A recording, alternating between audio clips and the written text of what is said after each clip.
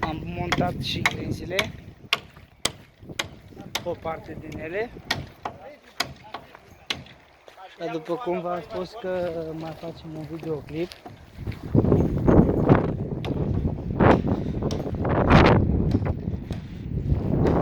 Construcția este 6 metri jumate pe 6 metri jumate.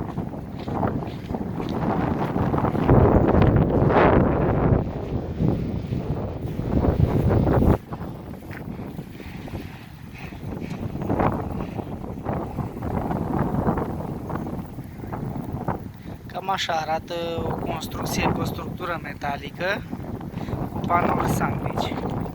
I-am turnat o placă de beton. În interior îi facem două dormitoare.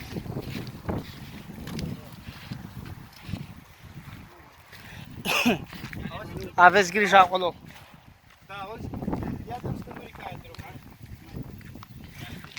Cam așa arată. Vă salut!